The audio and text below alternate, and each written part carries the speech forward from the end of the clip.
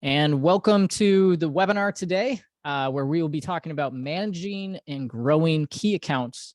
And are your long-term clients safe once market conditions change? I am your host, Nate Tudis. I am with Membrane.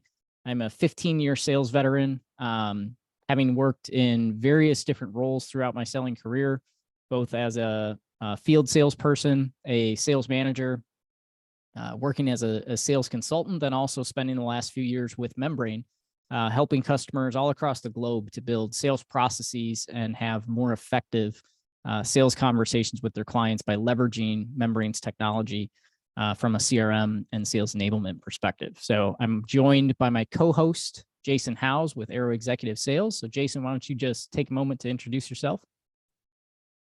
Yeah, thanks, Nate. I appreciate that. A bit like yourself, started off in a sales rep position and selling to builders, and then moved through to a wholesale sales position in Brisbane here. Lucky to work for some fantastic companies along the way and have some really good mentors. Went into my first national account when I was just shy of 30 and looked after major group accounts like Bunnings and Mitre 10. In the Australian marketplace here, and also leading independent businesses and buying groups as well. So it's I did move into a national sales role for about 13 years, working for a wholesale importing company. And again, about 5 years ago, took the bit of a change in career to just sort of saw a really big hole in the market that, you know, our industry hadn't invested in sales training and development very well. Which was causing a lot of issues in salespeople being able to successfully develop and win new business. But not only that, but also the recruitment area as well. It's very challenging to recruit good salespeople. So we've been able to work with a lot of fantastic clients over the last 4 years. And what we've been always the objective of what we're doing is trying to provide the best tools for our clients to use to be able to support them growing their own teams with sales development and progression. So about a year ago, just over a year ago, about a year and a half actually, we became a partner with Membrane. And again, it's about providing our clients with the best tools for sales leaders. And we've found Membrane being a complete game changer for us. And again, just the fact that I've been able to learn so much over the years from different, working with different countries and different companies, it's really great to share that with my network. And that's what we want to try and do today, is just open some discussions on how we can provide more value for you guys to be able to support your sales teams. Yeah, absolutely. And thank you for those who are joining live. If you do have any questions, you can either drop those in the chat, or you can also drop that in the Q&A section. We'll do our best to keep an eye on that and make sure that we get to any questions that you may have. So getting straight into it, really the question that we asked is, are your long-term clients safe once market conditions change? So the 4 key areas that we want to make sure that we cover for everybody today are what your customers might be thinking as things continue to return to normal, right? That's a big thing that's on people's minds right now, is what can be done to make sure that you keep the accounts that you have currently, and how do you grow and expand in those existing accounts as well. The second thing that we want to address is something that we see on a fairly regular basis, and we see it really globally. I see this across the globe with various different companies, but it's the massive mistake that salespeople are making in those key accounts, and if that could be costing you in 2023, and how you can rectify that. The third thing is the number one thing that every customer needs right now, and do you have it? Is it something that we can share today and you can implement straight away? And then how do you actually take and map your key accounts so that you're making sure that you're investing prime selling time in the right areas with those key accounts? So diving straight into it, Jason, I want to kind of pass it over to you as I ask this first question, because when we were talking about this webinar initially, you had some interesting insight that you shared specific to the market over there, in the building industry, and also in other industries that you work with over there in Australia. But I'd like for you just to kind of touch on, what is it that customers are thinking right now as things return to normal? What are you seeing over there in your neck of the woods? Yeah, thanks, Nate. Look, I have a lot of conversations with a lot of sales professionals and business leaders, and there's a lot of talk at the moment because it's for the last 3 years. If you've been in sales, I mean, it's been more sort of order taking and putting out fires for, for the fact of, lack of supply and challenges with servicing and things like that. So I think at the moment, a lot of salespeople are very preoccupied in areas that long term could potentially impact your business. And I think one area there is that a particular business might have had a long-term relationship with a customer, but unfortunately the messages that have been given to that customer during this journey of tough supply may not have been delivered in the appropriate manner or in the right tone. And look, in some cases it might have, it is difficult for salespeople to deliver difficult messages. But what we're finding at the moment is that a lot of customers have had to go and buy off multiple suppliers, where in the past they might have been able to just sort of have one main supplier. So from what our part of how we're looking at this, it could be that your customers may be thinking down the track, who is the best supplier for my business, and was I treated fairly, and did I get the supply that I deserved? Because the supply of materials vary dramatically as far as performance of supply, depending on which manufacturer or wholesaler or importer they were aligned with in their own business. So there's been a lot of changes, and the part that worries me is that a lot of salespeople, without disrespect, are good at managing account management sort of positions where they can manage the existing business. But if you want to talk about getting new business and prospecting for new business, there could be only 2 out of 10 salespeople that actually can do that effectively or want to do it. So all of a sudden, if you've lost your big account and you've got to now go out and get new business, and your sales team is not prepared or trained or skilled to be able to do that, well, then that's where it could be a major challenge, because all of a sudden, you've lost 1 or 2 of your best clients, which could make up a 20 or 30% of your business, and then you've got to try and replace that. And on the flip side, your competitor's going to be doing whatever they can to maintain that business and take that business off you.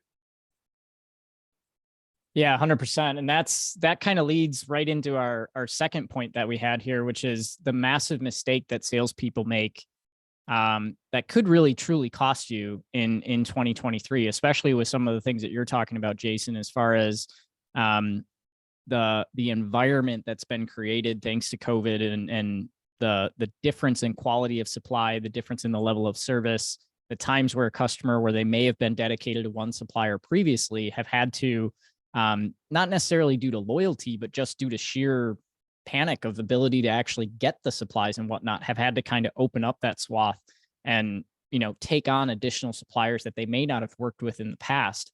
And one of the things that I experienced in my selling career was really a massive mistake that I saw a lot of salespeople make when it came to existing accounts. And that was the ability to actually document the value that you're providing to your customer base, and then using that documentation and that process to have a regular cadence. I typically would have a quarterly cadence with the executive teams at the biggest customers that I worked with, where we would on a quarterly basis review what their business objectives were, what their goals were, so that I could then align with how I could actually help them in achieving those objectives. So one of the biggest things that I see is that when it comes to existing accounts, and I see this globally, especially with Membrane, where we work with customers all over the globe, salespeople neglect to do that. And they neglect to actually have that be part of their process, where there's a regular cadence to them actually going in and providing value, and then documenting that value and sharing what that value was. And then having those meetings on a regular basis to, one, share what the return on investment was from the projects over the last quarter, and then have that future looking conversation of what can be done moving forward to help the business, the customer, to reach their company objectives and their goals. So Jason, what have you seen from that perspective, as far as, I know you obviously had some time where you were in that key account management role. What have you seen as kind of best practices around that, as far as sharing the value that you're providing, documenting it, and then making sure you're providing that to your customers moving forward?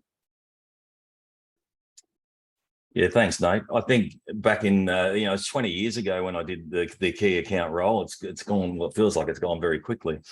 I was fortunate enough to actually do a course actually about on key account management, and it really opened up my eyes because it sort of put the my customer at the front of where I wanted to get to. You know what I mean? I became very outcome focused in my strategy and who I was sort of investing my time in, and I think that's definitely an area that for me is a big opportunity for a lot of salespeople. And I think reverting back to what you said as well is it's not about just pitching your product and your service. It's about, well, how does what we do help our customer achieve their goals and help our customers sell more value to their customers. So I think at the moment, it's a really good time for business to sit back and actually really evaluate that and actually talk to your customers and just find out what is value for them and what are they looking for as this partnership and supply, because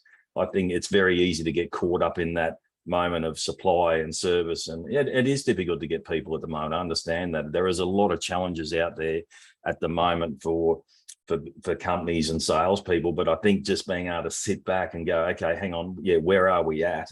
And because the value that you're offering could have changed compared to 3 years ago. I mean, a lot of salespeople teams haven't been able to get together for a long time because they've been too busy. So from my perspective, I mean, yeah, understanding that value that you present to your customer and really understanding what a good customer looks like for you as well from an ideal client profile perspective. I mean, yeah, you need to understand today, what does a good customer look like and what are they looking for from their supplier to be able to talk the right language. And you and I were talking about taking that consultative approach and, you know, being in the moment and actually not thinking about everything else that's going on and really listening and asking good questions, open-ended questions that will uncover, you know, reasons for change or opportunities for new products and stuff like that. Really, that consultative process or consultative selling technique is very underestimated on what it's worth. And for me as well, I think the sales process part critical to understand how that works with what you're doing and how you can.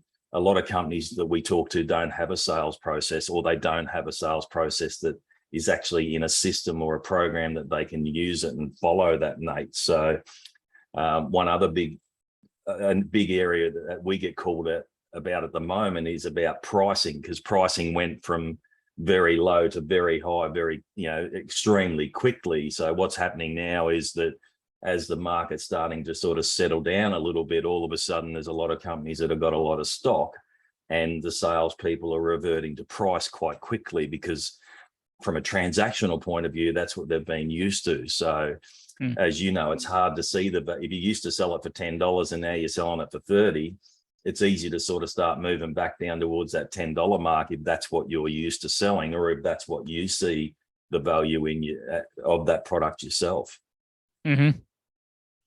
Yeah, absolutely. And that's where that boils down to really what you were talking about right there. The number one thing that customers need right now is value, right? But to a point that you made, it's value that is what is value to that customer in the moment. So when you have that consultative process, when you have those questions that you ask that really uncover the needs of the buyer and really uncover what is value for them within their business, that's when you can really start to provide that value, articulate that value, and then communicate that back to them in a way that as a salesperson, you don't have to just drop back to the traditional price points.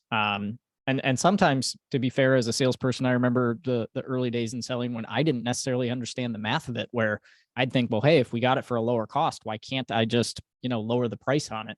Not understanding margin, not understanding the additional costs that went into the business and things like that. So, yeah, it's definitely crucial that salespeople have a solid understanding of that training is being put in place so that the seller knows how to go in and have these conversations and knows how to articulate the value that they're actually providing to the customer base from that perspective. So the last kind of point that we get into as well is then how do you take and actually map out your key accounts and invest that prime selling time in the right areas. And we have a way that we want to share with you that we do that inside of Membrane, inside of our tool, but really this applies across all of your customer base.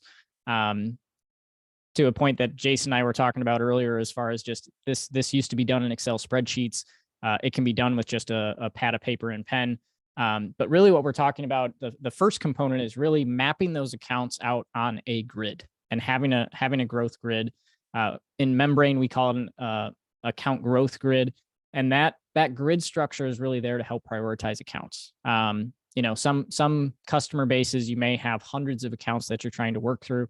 And really, this is based off of a Eisenhower matrix. So we put the accounts into a certain quadrant, and then that quadrant determines either the level of service, the level of time investment, can determine a number of different things. But there's different ways that we can do that. And to kind of highlight the way that we do that, just so that everybody can see how this works, is essentially you have your horizontal axis here is the value.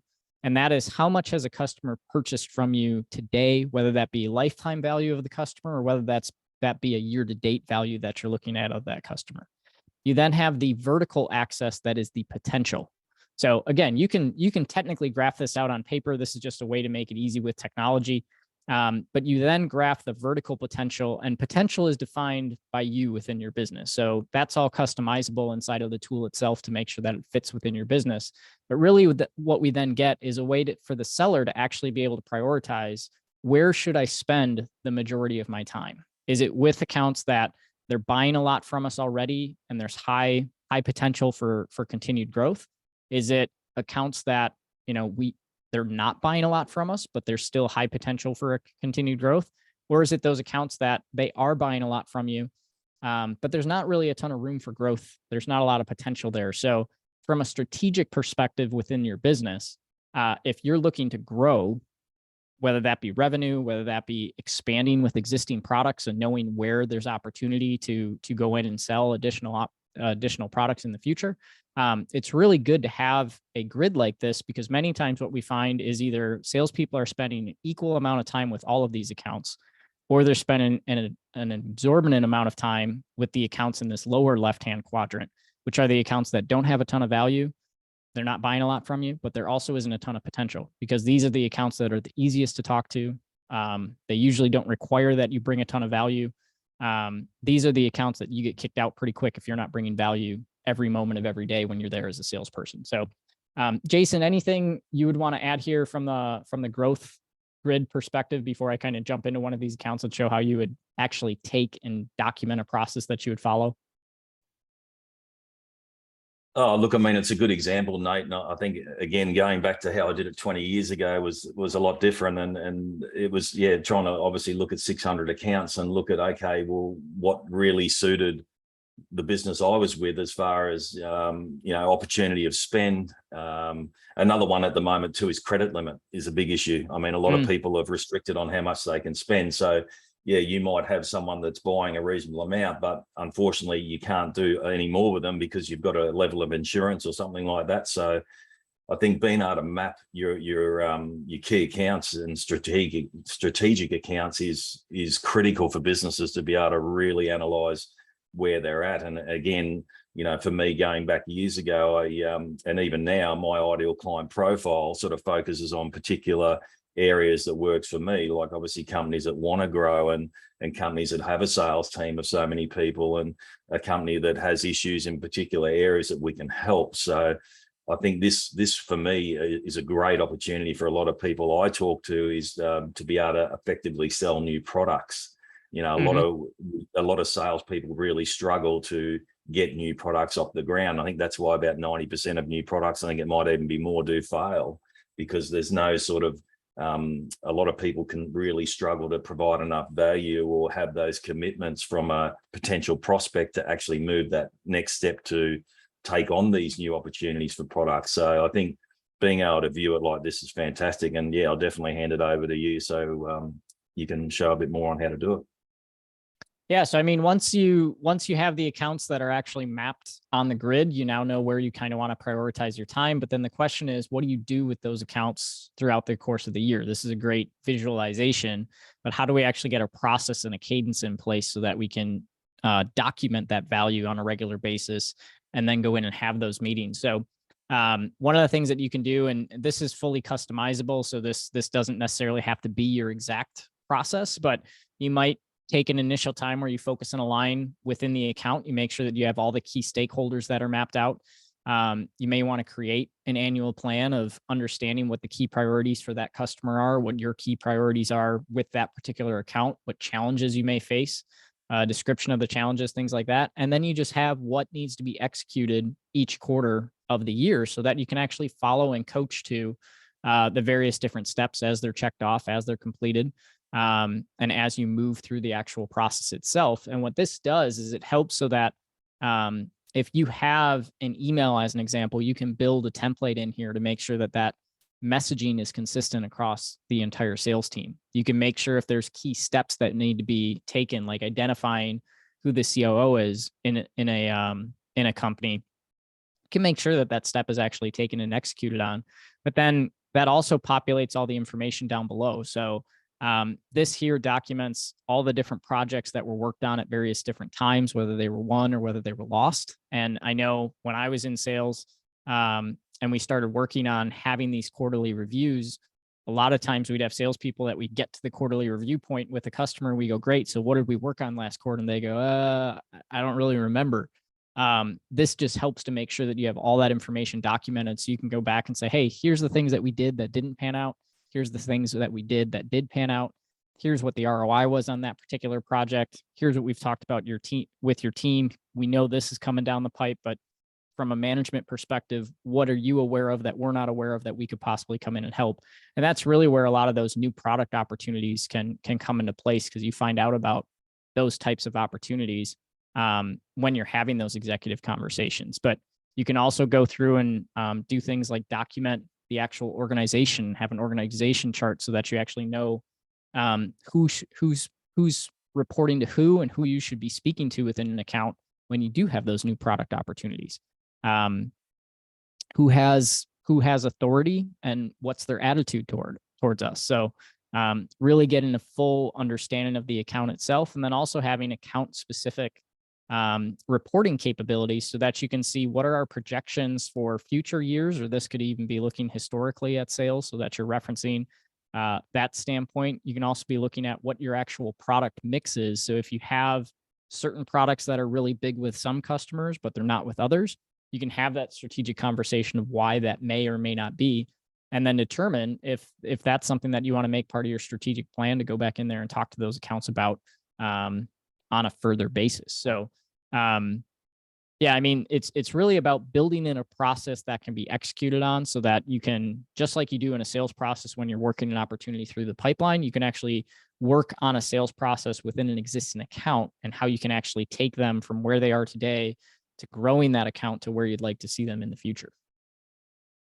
So lots of things that you can do inside of this particular tool. The other thing that comes into play, obviously, is reporting, because with all accounts, you want to be able to have kind of a larger overview. So also being able to take and look at, where is that untapped potential, so that either as a salesperson, I can go to my sales manager and say, hey, here's my top accounts. Can you help me to strategize on where I can grow and expand in some of these additional accounts? Or even as the sales manager, being able to look at this, this is looking at all users right now. I could narrow it down to a specific individual in their territory, or I could just look at everybody as a whole and figure out where are the areas that I can actually go and grab some new business, and really work on growing that business in the future. So lots of different things that you can actually report on from that perspective, but that's really what it boils down to. We just wanted to share with everybody today just a real quick synopsis of some of the things that we've seen that are going on in the market, some of the things that really can make a difference and a shift for your sales team when you're out there working within existing accounts, and really documenting the successes that you're having, but then also working with your sales team so that they know what those next steps are, where they should be prioritizing their time, how they should be working moving forward within those accounts, and then really taking that so that they can execute on that. And then you can have the visualization and the optics into the information and the metrics so that you can actually coach them and move them forward within their role from that perspective as well. Jason, anything you would add to that? Yeah, look, Nate, I think that's a really good example. Thanks for showing us. Look, most companies as well are using multiple platforms at the moment. We're obviously finding that, in this situation here, at least if you're using it through Membrane, which we love using it keeps all our information in the one program.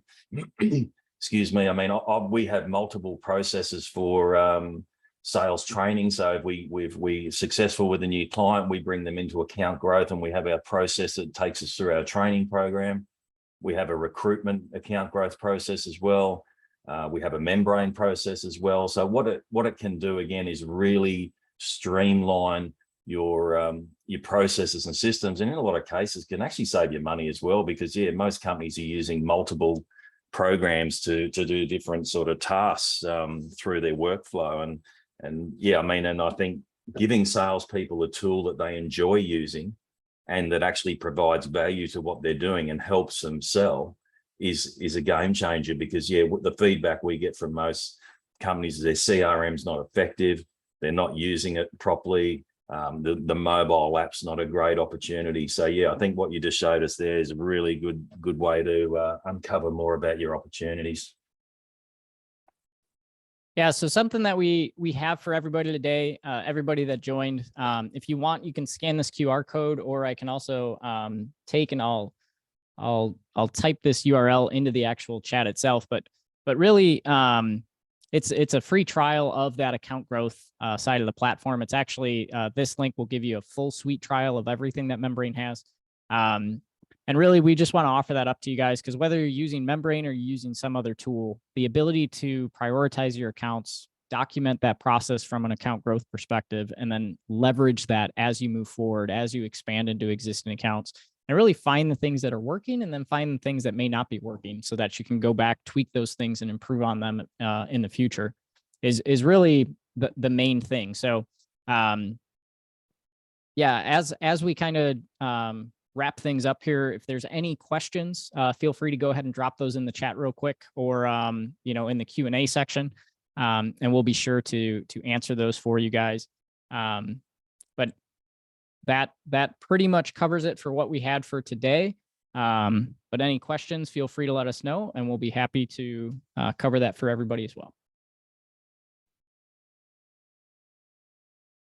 Yeah, I appreciate your help there and support, Nate. It's been good to catch up, and appreciate everybody coming on today. And it'd be good for others who couldn't make it to be able to watch the video recording and see how this might provide some value for their sales team. I think one of the biggest changes in my business over the last sort of 4 years is really being able to develop a milestone-centric sales process that actually supports salespeople to create and move and close more opportunities. And that's what I love about using the account growth module itself. Is I spend a lot of time in there because it really helps me manage my existing key accounts and to be able to grow with them as well. So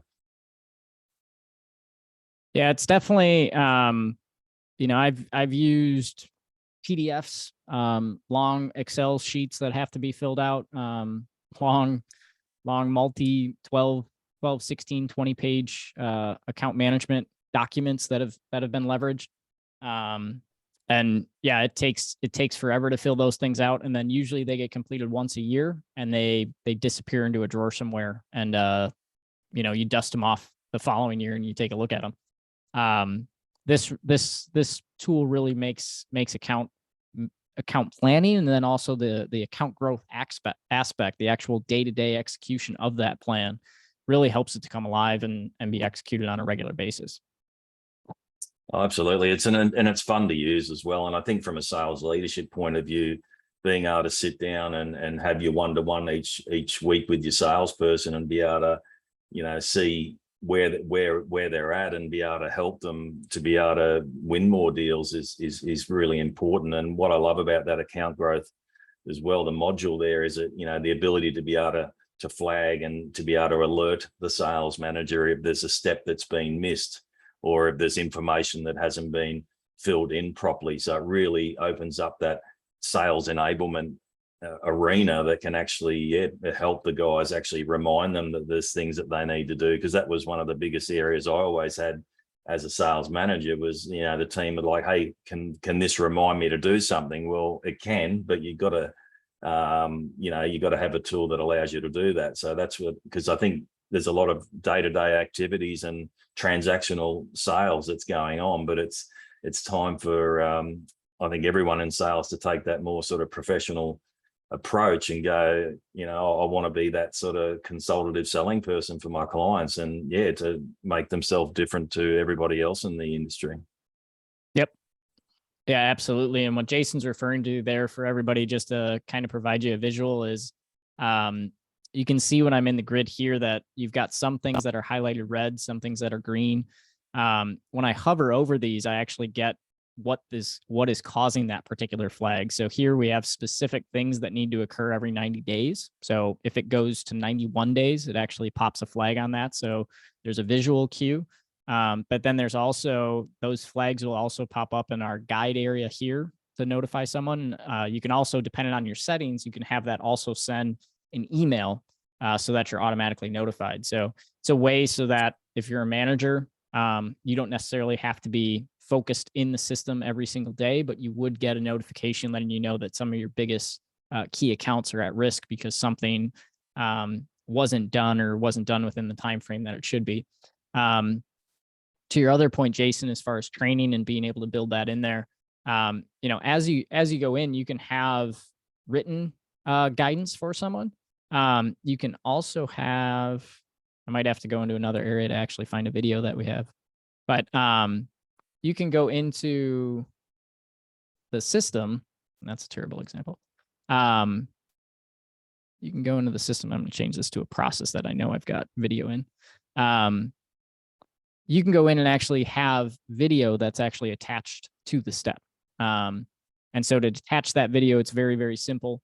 If I wanted to attach a video to Nova Burst here, I could literally just go very quickly into the actual editor, click into that step, click add details and tools, and add whatever components I need to add to that. But then I can also add a file, a link, or a video to it. So you can add that information very, very quickly to make sure that when the salesperson is in there and they hover over it, that guidance would actually pop up directly within the step so that the salesperson always knows what to execute and has a full understanding of, if they don't know what the executive alignment call is, when they hover over it, they're going to get that guidance built right there specific to your company. And I think the other thing too, Nate, is that, the market's changing quite quickly. So your sales process 3 or 4 years ago would be probably completely different to what it would be in this current market and moving down the track. So when we're working with companies to develop sales systems and processes, we want to be able to change that ourselves. So we don't want to have to go back to a company and go, hey, look, I'm going to pay you 20 grand or 10 grand to go in and change my processes and in the CRM because I don't know how to do it. What I find is that Membrane is very easy to use and very easy to customize.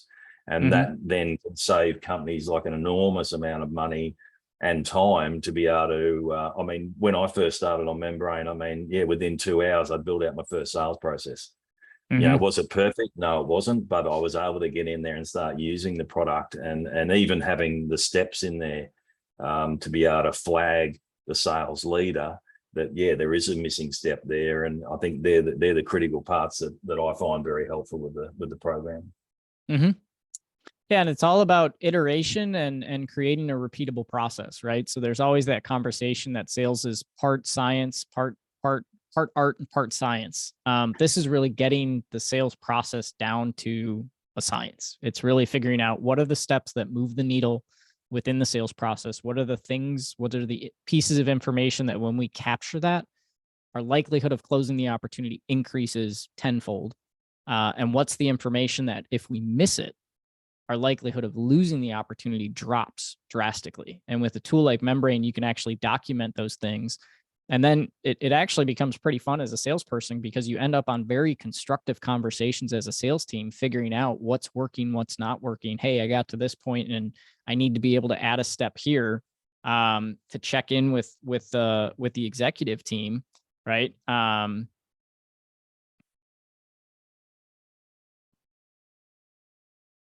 And add that in, and boom, now as a salesperson, I can dynamically add that and go in and make sure that I check that off and get that completed. So really there's a lot of stuff that you can do within the tool.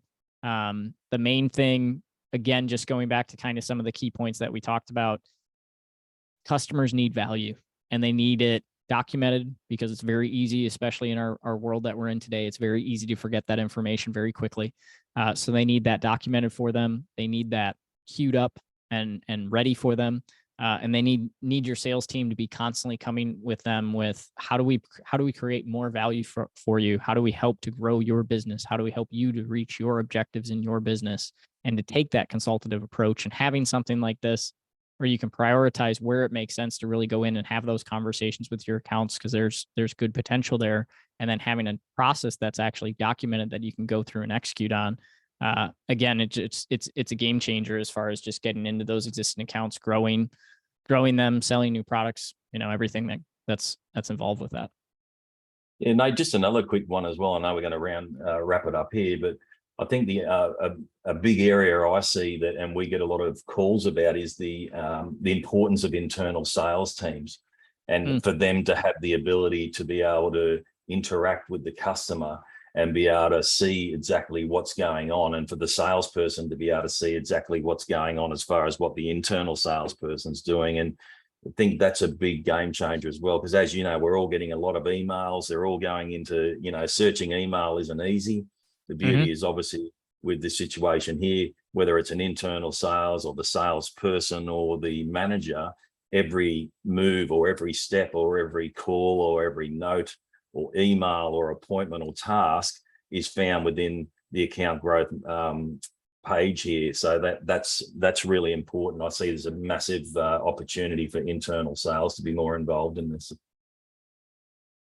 Yeah, 100%. There's a couple of different ways that can be addressed as well. I mean, one way is just within the process itself. These steps can actually be assigned to people on the team. So you can say, hey, once the salesperson has, executed to this point, have this step be assigned to a internal salesperson, someone on the team, to go ahead and complete that step. The other way, to your point of just visibility, is actually seeing and understanding. We call it the engagement matrix, but it's what is going on.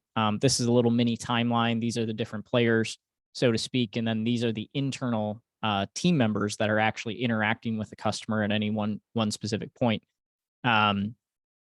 You then actually also look down at the actual activity stream itself, and this is where all activity that's going on inside of the account is being documented. So emails, phone calls, tasks, notes, everything that's being completed in the system is right there. So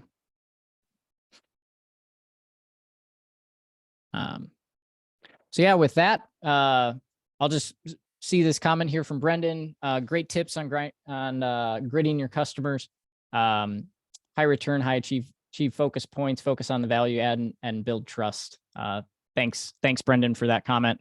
Really appreciate it. And with that, I think Jason, any closing remarks before we wrap up? If anybody has any questions, again, feel free to visit this QR code or this link here to get your free trial of Membrane. But yeah, with that, Jason, any closing remarks? No, look, just wanted to thank everyone, Nate and yourself, for coming along today. Look, CRM integrations can be quite scary for a lot of businesses, as far as lack of time or lack of knowledge in this area. But I can speak very highly that when we work with Membrane, we have a really good clear path onboarding process that takes a lot of pressure off the sales leader and the business owner.